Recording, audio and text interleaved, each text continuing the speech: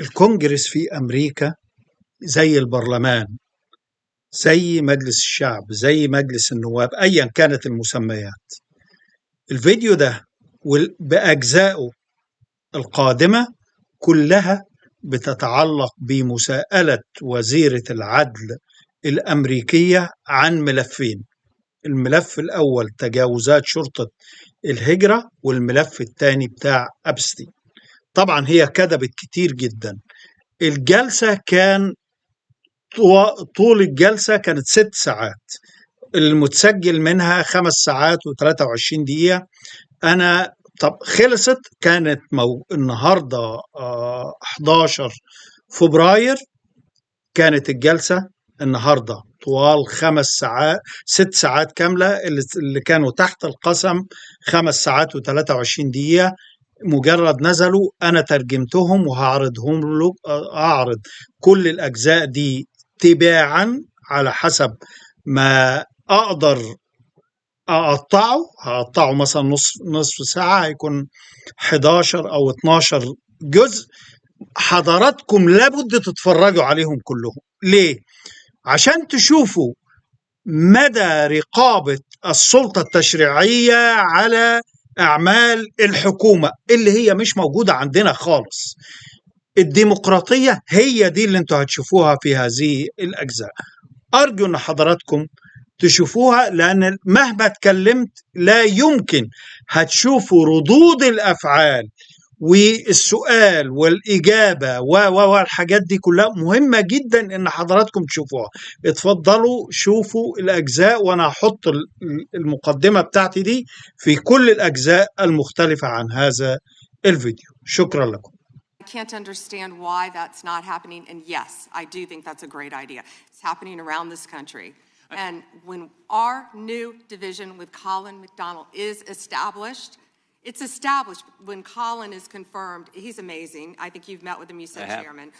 When that is established, we're going to work on both sides of the aisle. That's what we want to do, to stop fraud in every city, in every state in this country. We will continue to fight for the American people. So you would encourage every governor across the United States, after what we have seen in Minnesota, what we almost certainly know is happening in other states, you mentioned California, you would agree that every governor should avail themselves of federal resources to make sure that this industrial scale fraud is rooted out to protect the taxpayers of the United States. Is that correct? Absolutely. Mr. Chairman, I yield back. Gentleman yields back. The gentleman from Tennessee is recognized. Thank you, Mr. Chair. First, I'd like to thank you for holding this hearing and holding it in a proper fashion as you have.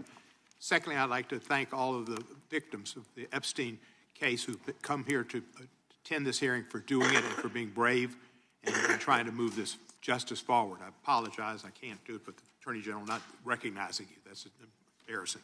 I am from Memphis, General Bondi, and Memphis does have the task force there. The Memphis Safe Task Force has been operating in Memphis for several months. And we do have a Democratic Mayor, Paul Young, and he's not against the task force, but he is against ICE being in Memphis, and he's not in favor of the National Guard being in Memphis. And I concur with him on those positions. I think the DEA being there, the alcohol, tobacco, and firearms, the FBI, who have been in Memphis in other ways, having more people there is good for Memphis. Crime has gone down in Memphis, but it went down 25% before the task force got there under the direction of Mayor Young and Director Davis, Chief Davis. It's gone down about 15% more since then, and that's good. But I would like to comment that Mexico City's homicide rate has gone down 40% during the same time, when Memphis has only gone down 25%, and that's not necessarily because of the task force, although the mayor says he thinks it's helped. So I thank you for that.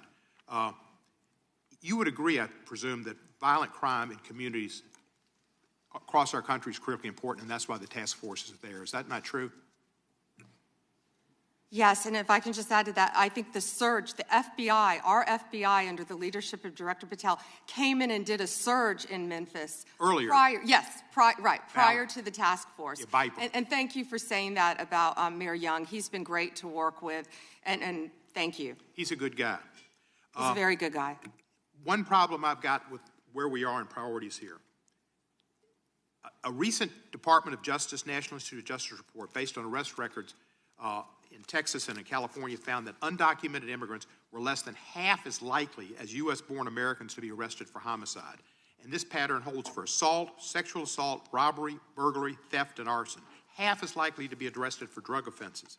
So I ask you, and I've written to you about this, there are TV ads that run that say to local law enforcement, specifically, says, are you tired of having your hands handcuffed because you can't do the things you wanted to do when you joined, and if you want to do something different, join ICE, and you'll get a $50,000 bonus, and we'll pay off your debts, student debts, and we'll help you with pensions, et cetera, et cetera, et cetera.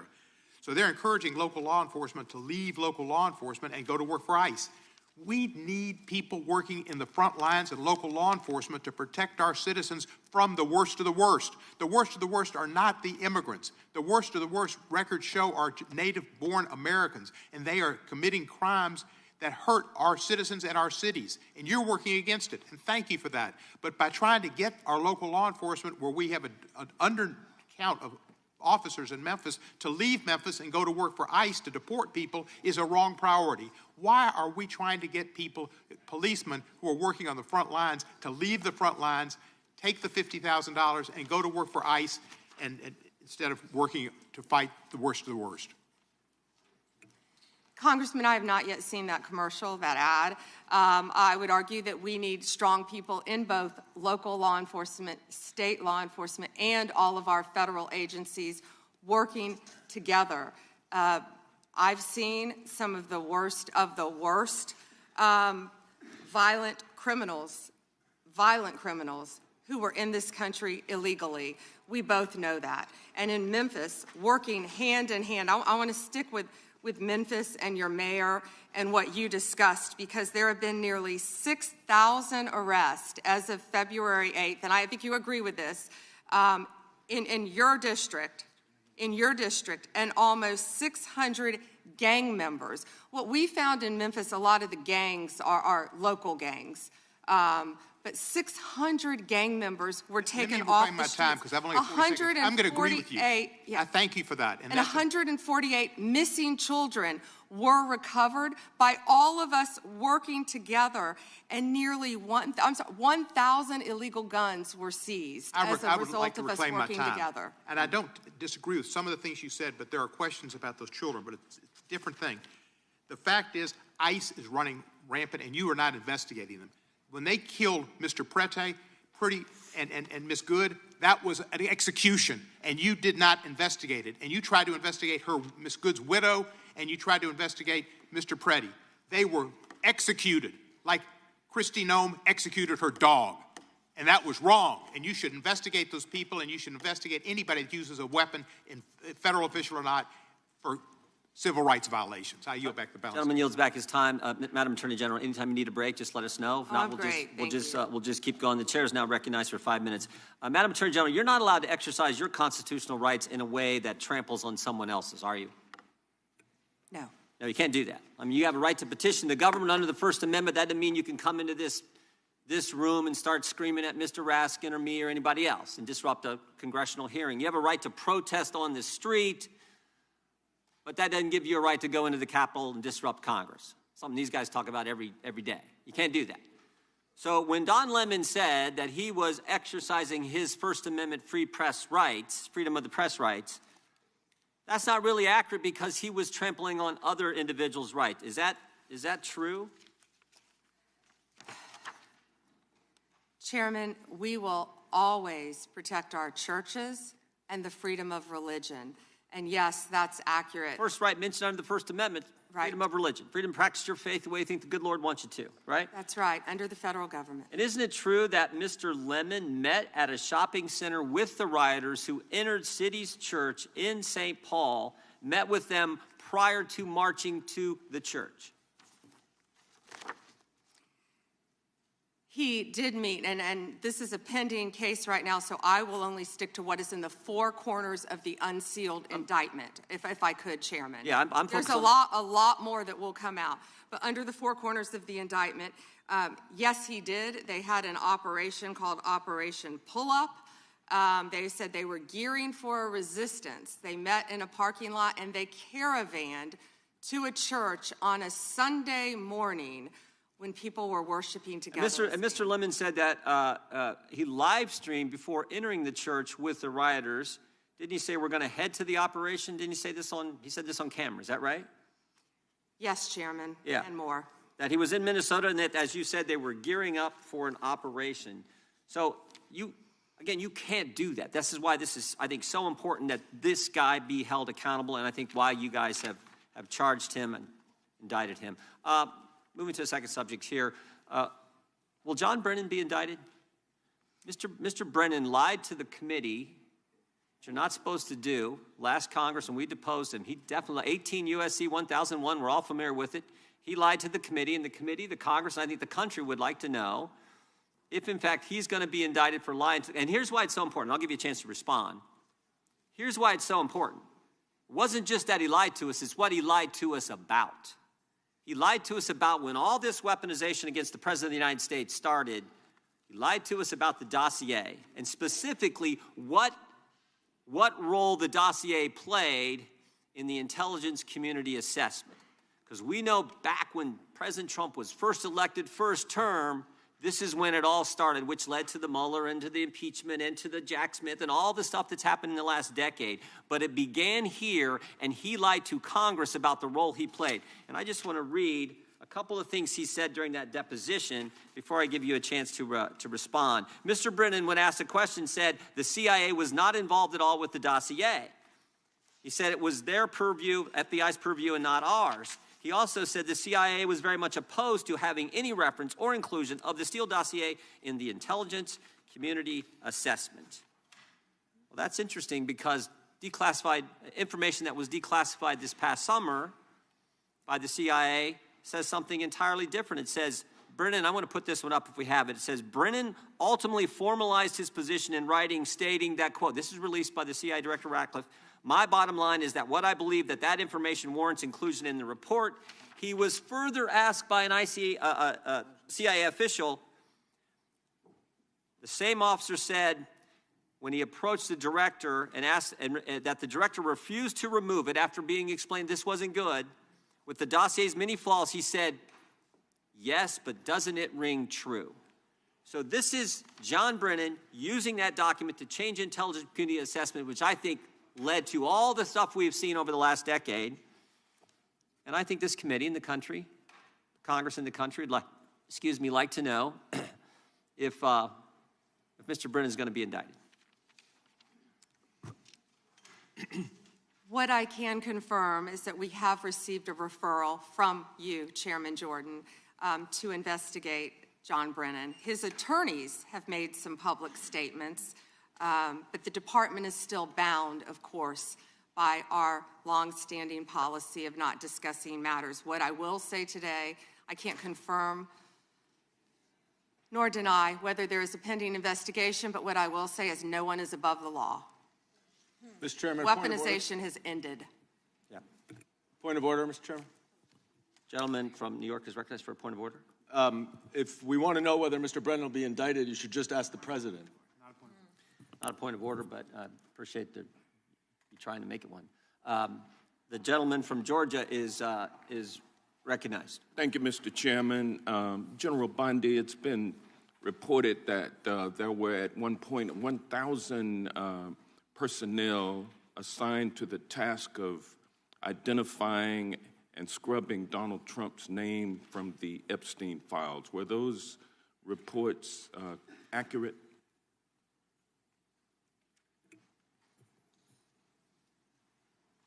I believe his name has appeared countless times in the documents how that many have people were been released. assigned? If I could finish, I'm going to read you the stats. I just simply asked whether or not it was true that it was 1,000 folks who were assigned that task. Were those reports accurate? There are more than 500 attorneys and reviewers. I cannot give you an exact number. And I wanted to ask you about that also, because this is a different question that you're getting to now. There were 500 DOJ lawyers and others assigned the task of redacting the appropriate information, including identities of the Epstein victim survivors from the Epstein files prior to their release. 500, is that correct? If I could have finished my answer, there were more than 500 attorneys and reviewers who assisted with the. They asked the question and they don't want an answer. That answers my question, ma'am, and I'm going to move on. I'm going to move on. From General multiple Bondi, would you districts. agree? The time belongs to the gentleman from Georgia. General Bondi, would you agree that your 8 years of service as the state of Florida's Attorney General, the third largest state in the nation, served as an excellent preparation for your current role as Attorney General for the United States of America? Not only that, I was a career prosecutor for 18 years. And for 18 years. And for 18 years, He you asked a question and doesn't want an answer. This is theatrics. Well, no, for 18 years, you prosecuted serious felony cases, including drug cases, correct? Oh, I prosecuted homicides. I prosecuted capital cases. I prosecuted domestic violence cases. I prosecuted multiple cases, and that's why I feel for all of these victims. And did you ask Merrick Garland this when you were sitting before him, sir? You also prosecuted sexual assault cases and child sex trafficking cases, correct? I answered that question earlier. I prosecuted multiple cases when I was a prosecutor. Bottom line, you're an experienced and seasoned. For 18 years. Mr. Chairman, will you remind her of the rules? The time belongs to the member of the committee. You are a seasoned and experienced prosecutor, correct? I think we've established that. Yes or no? Does he want an answer or not? I think he wants to say I want a yes or no answer. I think he wants to say I want a yes or no answer, but I'll live with what you have already said. Let me ask you this question. Clearly, in the prosecution of sexual assault cases, you are acutely aware of how important it is to protect the identity of victims of sexual assault, correct? I have addressed this multiple times. I think others were cutting me off when I was trying to. I just simply asked, are you aware of the fact that it's vitally important to protect the identity of sexual assault victims as you prosecute the people they accuse of assaulting them? Isn't that correct? Excuse me.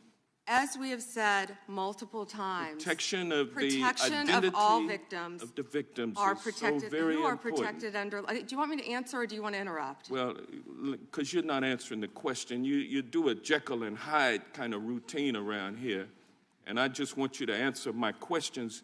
What does Jekyll and Hyde mean? Can you explain that? Well, it means you're nice to the Republicans and you turn like Hyde on Democrats. But let me ask you this, ma'am. We have the Epstein victim survivors here today. Representative Jayapal asked a simple question. If you would be so kind and honorable as to turn around and face them and apologize to them for outing them. I mean, how many lives have been derailed because your department was either sloppy and incompetent or willfully trying to intimidate and punish these ladies for coming forward? Which was it? The time of the gentleman has expired. The gentleman yields back. The chair now recognizes the gentleman from Wisconsin for 5 minutes. Attorney General Bondi, my colleagues on the other side of the aisle have spent the past several months attacking the administration for doing exactly what the American people wanted when they overwhelmingly elected President Trump, securing our border and enforcing our immigration laws.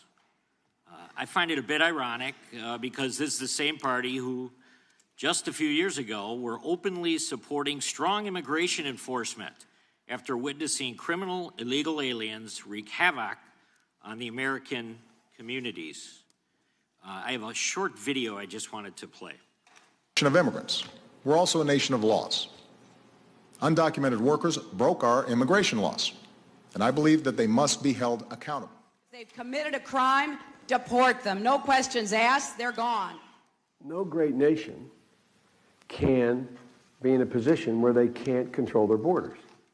We need to address the issue of immigration and the challenge we have of undocumented people in our country. We certainly don't want any more coming in. Every place in this country are rightly disturbed by the large numbers of illegal aliens entering our country.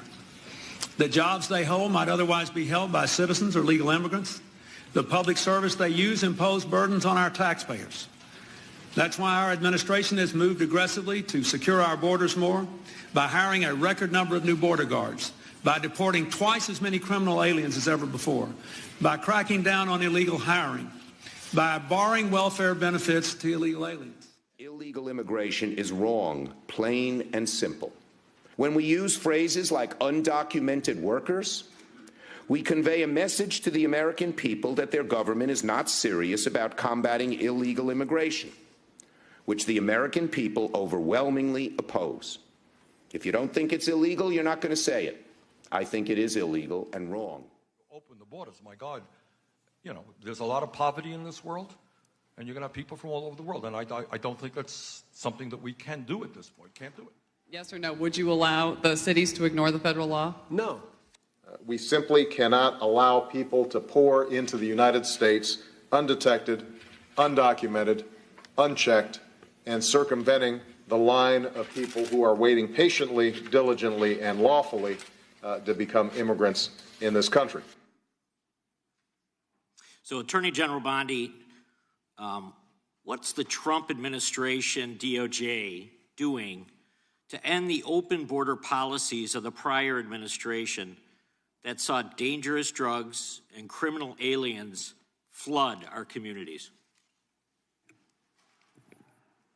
Congressman, President Trump has worked tirelessly, as you know, to close our border, which is what the Democrats had asked for in that video. President Trump closed our borders on day one. He is protecting Americans. He is protecting our kids from the influx of drugs that were flowing into this country from Mexico. The fentanyl precursors that were coming from China. These precursors were taken from China into Mexico. And in Mexico, they were mixed and freely taken right into our country, along with gang members, MS-13, TDA, freely coming into our cities around our country, thanks to Joe Biden's open border policies. That has stopped under Donald Trump. It will no longer happen under this administration, and he is doing everything to keep Americans safe. And let me continue. When he was elected overwhelmingly by the American people, the majority of the American people wanted Donald Trump. One of the main reasons was border security and keeping Americans safe. And that's exactly what he did.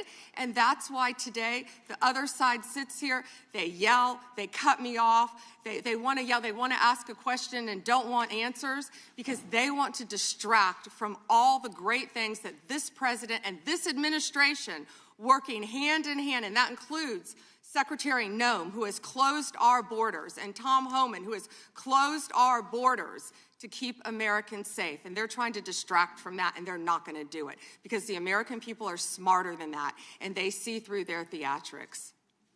Thank you. Just quickly, yesterday, Senator Grassley reached out to my office to tell me that I was one of the 20 members that was now disclosed were under surveillance from Jack Smith. This brings up the question of non-disclosed orders and whether or not they should apply to members of Congress. But with my phone records being surveilled, as well as looks like 19 other members of Congress, I'm just wondering how DOJ views that. Time is, the gentleman's expired, but the gentlelady can respond. As I stated earlier, Congressman, anyone's records who were illegally obtained, Democrat or Republican, we will fight vigorously to stop that.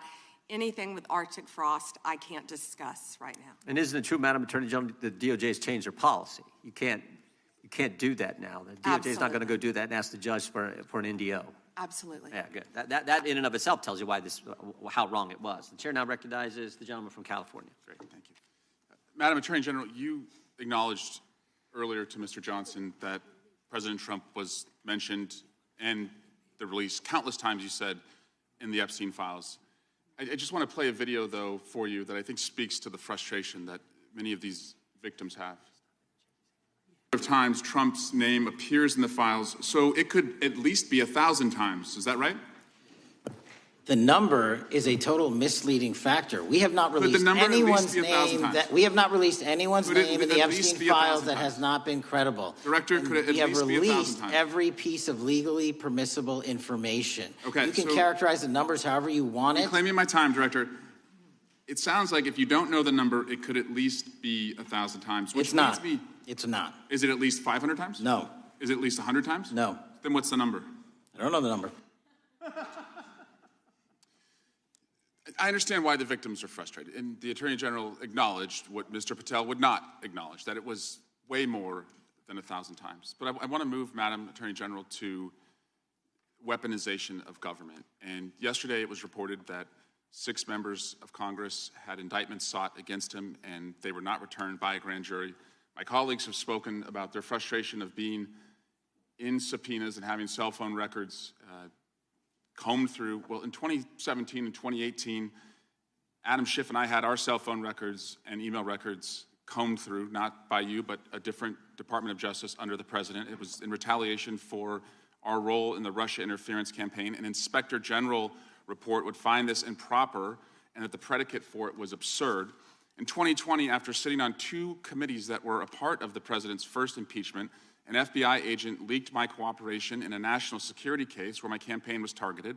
The President's FBI senior leadership authorized 2 statements to the press that said I was never suspected of wrongdoing and only helped the investigation. But that didn't stop the death threats or my GOP colleagues from referring me to an ethics investigation where Kevin McCarthy's chairman on the ethics committee would find the same thing as the FBI.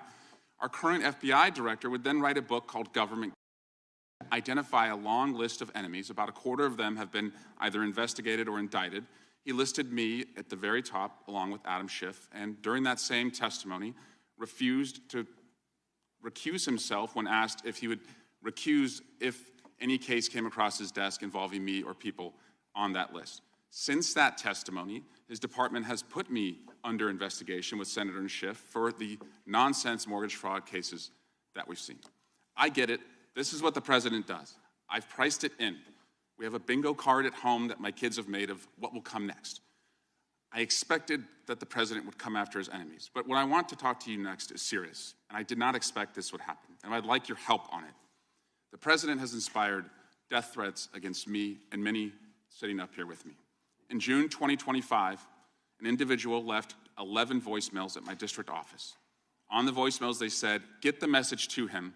I'm going to hunt him down, that motherfucker, and toss his ass over the Golden Gate Bridge by my fucking self." Donald Trump's Department of Justice in the Northern District of California declined to prosecute. On May 14, 2025, on Twitter, responding to something I posted, an individual said, "No, it wasn't Eric, and now I'm going to kill you." The Department of Justice from the Southern District of Texas declined to prosecute. May through December of 2025, we received messages at my office that said, "I hope somebody shoots you and your children and your wife in the head. Pew, pew, motherfucker, pew, pew." I would stay indoors as much as possible, and my children, unfortunately, have to do that. The Department of Justice has not charged this individual and cited that he's a prolific caller and has health conditions, although what we have found in our own investigation and his voicemails is that he has said he will employ others to do this. The President can come after me. It's fine. I'm in the arena. So are these folks. But we never expected that the Department of Justice would not seek to prosecute and investigate those who are making threats against us. And that would include those on that side of the aisle. And I'm just asking for your help to protect life, because life is at risk with the environment we're in right now. Congressman, I completely agree with you. I know about several of those personally involving you. I believe one has been charged publicly, and there's something I would be happy to talk to you about off camera, but I can assure you that they are very serious. They are being looked into, and I can give you more details on those. None of you should be threatened, ever. None of your children should be threatened. None of your families should be threatened.